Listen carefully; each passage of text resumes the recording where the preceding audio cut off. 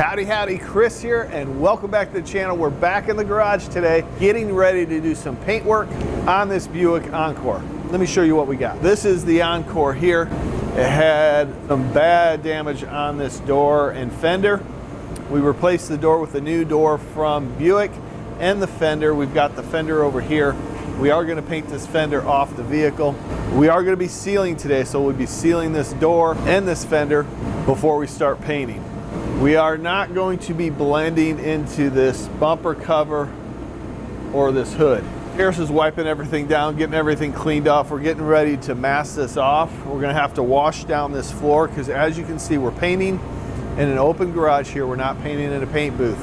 We don't have a paint booth, so we have to take into consideration everything that's going on, limit the amount of dust that's in the air, and so we can get the best looking paint job possible for our customer. Now, if we do get some imperfections, we can always wet sand and buff those out. And if you want to learn how to wet sand and buff, I've got videos on that topic. Let's talk a little bit about how to prepare new panels for paint. So all of our new panels, we sand with 600 grit sandpaper, make sure they're all nice and smooth. And then we go around by hand and hand sand those edges with 600. Now we have a few little areas where we broke it through into bare metal, but that's okay because we're going to seal this before we paint it. Darius is now going over this door with 800 grit sandpaper. He's just doing that as an added precaution to make sure everything gets sanded well. Now, as far as the blend area on this rear door, that had the factory clear coat on it. So all we had to do was prepare that with 800 grit sandpaper. We sanded it with the machine, and then we went over all of the edges and those hard to reach areas by hand with an 800 grit scuff pad. Preparation is key when you're preparing your vehicle for paint, whether it be a restoration or a collision repair. So make sure everything's sanded properly so you have good adhesion and you're not going to ruin your paint job down the road with peeling paint or clear coat. It's always best practice to de-trim your vehicle before you paint it. Door handles, weather belt moldings, any moldings on the door, you want to make sure those are all removed so you can sand those properly so you have good adhesion in your clear coat and you don't have any peeling issues down the road. Okay, I'm going to wash this down. We are going to seal this. In this is wax and grease remover.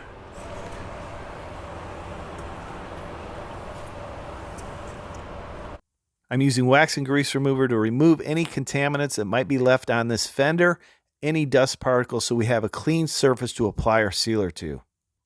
So here I'm just wiping down the door. We're using wax and grease remover to clean it as well. And then we'll go over this with a tack rag before we apply our sealer.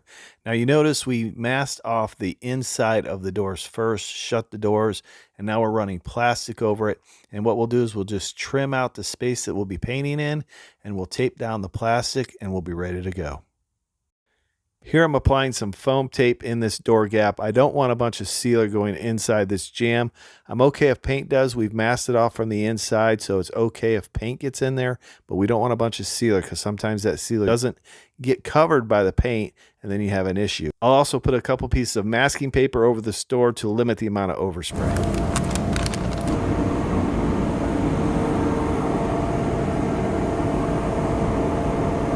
We're going to set this at about 20. We'll do 2 turns out on the fluid volume. Actually, I'm going to go 1.5 and then full fan.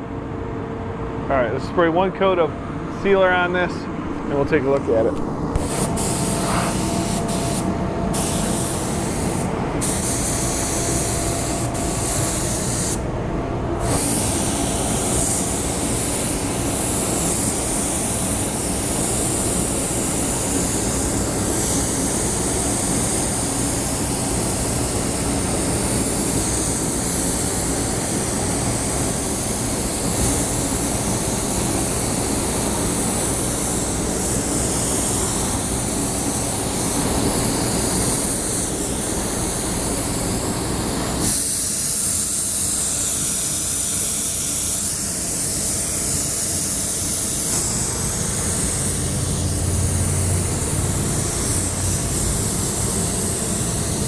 I'm going to bump up the air pressure just a little bit.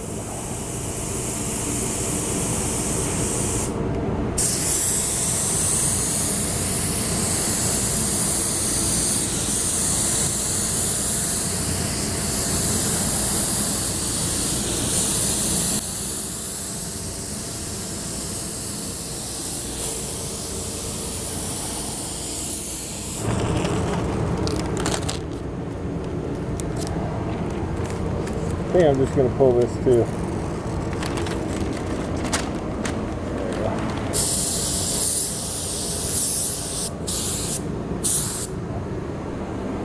So we've got this all sealed, but I felt over it and there's some particles of dust in it, so I want to smooth it out before I start applying any base.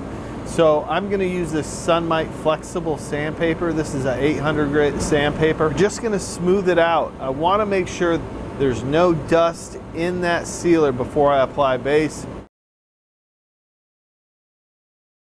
And then if we need to scuff it after we base, we will. This is totally dry though. I've got the heater going, so it's very dry. Because you don't want to do this if this is still curing at all. Now we'll tack this off and we'll spray our base. Sanded over the sealer, just scuffed it up just a little bit to knock off any dust. We're going to go ahead and tack rag it off. But we're going to go ahead and use this Eastwood LT1. This is a low volume, low pressure paint gun for the base. I find that the low volume, low pressure paint guns spray base really well. The air pressure, we're going to use about 20 PSI. Actually 24 PSI, and then we're going to go 2.5 turns out from close. So I'm going to close it all the way, and then we're going to go 1 full turn, 2 full turns, and then another half, okay? And the fan pattern is wide open. So I'm going to use a little air, blow it off, and just wipe it down, and then we'll go ahead and spray it.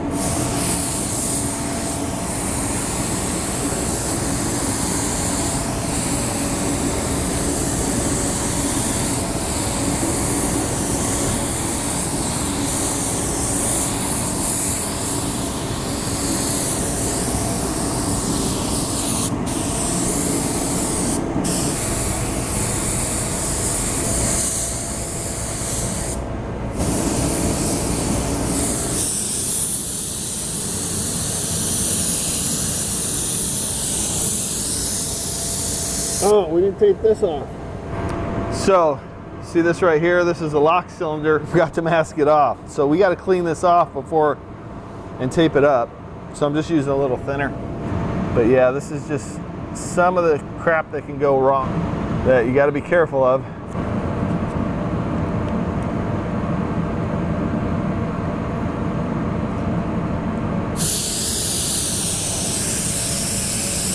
Let's go over some pro tips when you're applying base coat. First of all, you want to use the right reducer for the temperature you're spraying in. This is key to getting a beautiful, silky smooth base coat finish. If your reducer is too fast, you're going to get what they call sand piling, which is a roughness in your base coat. And if your reducer is too slow, you could get some metallic sagging. A consistent overlap of your previous pass is going to give your metallics a nice uniform metallic orientation. That overlap should be around 75 to 80%. We'll let this flash off and put another coat on. Okay, so this is dry. I'm feeling over this, looking for any imperfections on this. I want to make sure there's no dust particles in it. But in fact, it looks really clean. I'm going to get a light here real quick. Visually inspect it.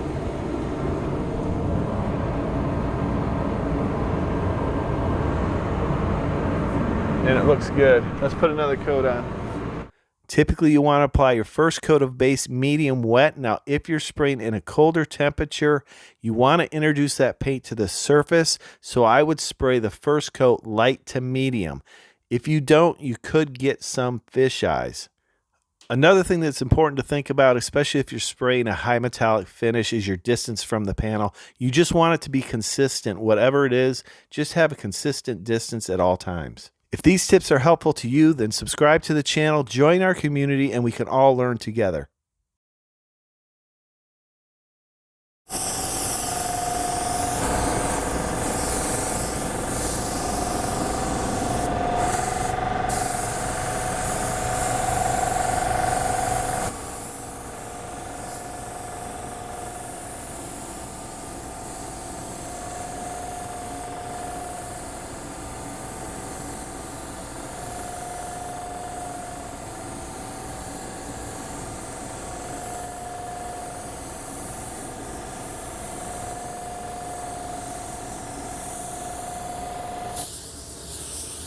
Just doing a blend here.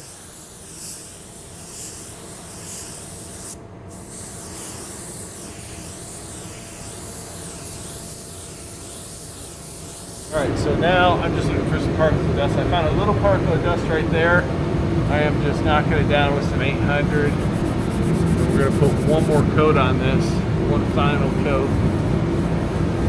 Everything seems nice.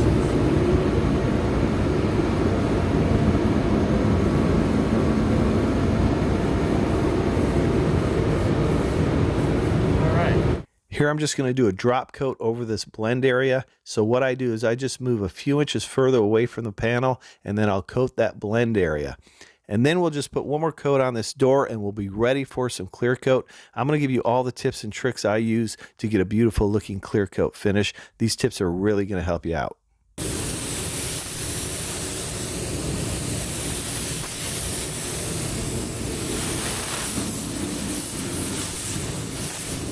So we're going to use the Sagola 3300 GTO for the clear coat.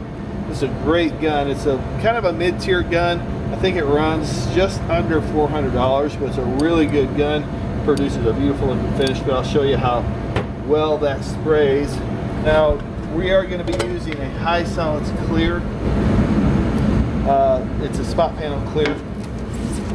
Mixes up 4 to 1, so we're going to find the 4 to 1 mixing ratio right here. And then we'll probably need about 4 parts.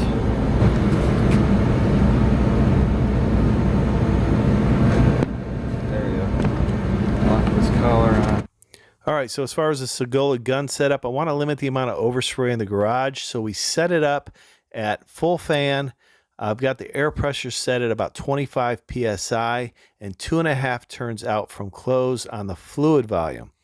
I like to give you all my gun settings so you have a good starting point for adjusting your gun.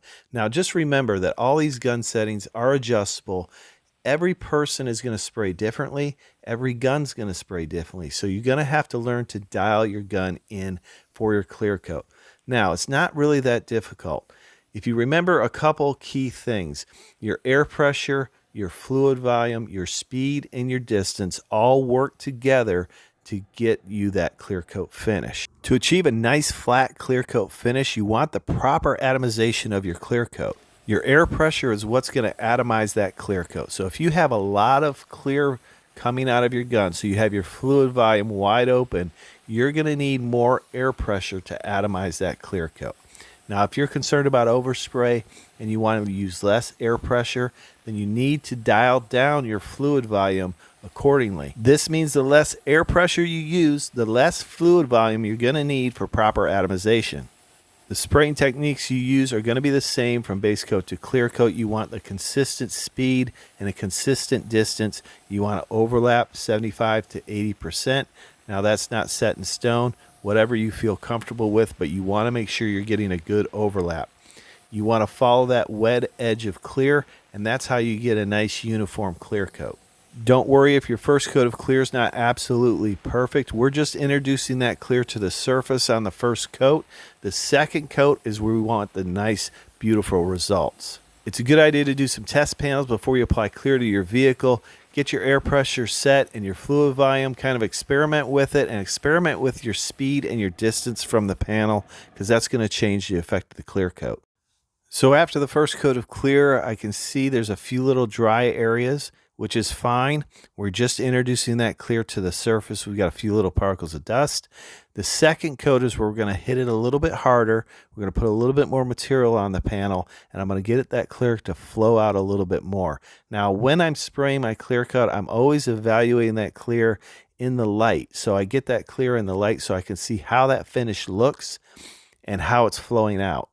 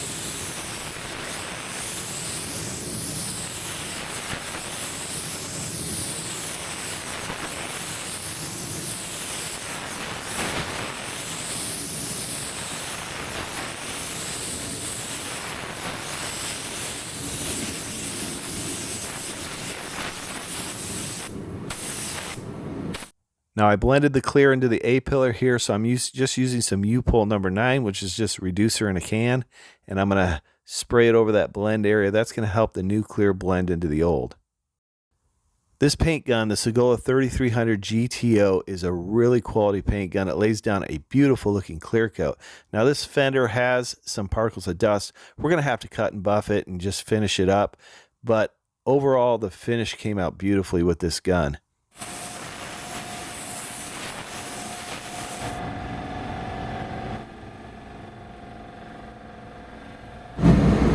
Okay, it's the next day. Today's Saturday. I hope you guys can hear me okay. I've got my bullet heater going. Doesn't look like there's any runs. Came out pretty good. There is some dust right there, some little fine dust. So we are going to have to do a little cutting and buffing on this. There are some challenges when you're painting in a garage where you're not in a booth where the temperature might be regulated. So I did use a medium activator on this. A good idea to check the temperature of your panels and the air temperature before you start spraying, before you decide what activator you're using. I decided to go with a medium activator because my previous paint job, I got a couple little runs. I wanted it to kick a little quicker, but when you use a medium activator and the air temperature is warmer than you might think, it's not, your clear coat's not going to flow out quite as well. So even though this is very acceptable and it's kind of like a factory peel, it's a little bit more orange peel than I like, okay? This is fine. Now over here, there's an area where there's a little bit more texture than I like to see. I don't know if the camera's picking it up. It's just got a little bit too much texture right there. Now here's the fender. I got it a little bit dry right in this area. So we are gonna do a little light cut and buff on this as well. So let's unbag this.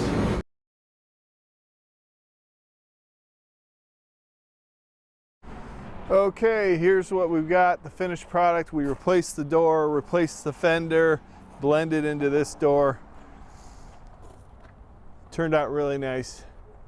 Nice looking finish, good color match. Color's just a shade off. We did not blend into the hood, but overall came out nice. Listen, I hope you found this video helpful. If you did, consider subscribing to the channel and clicking the bell so you don't miss anything. I appreciate each and every one of you watching, and we'll see you next time on Garage Noise.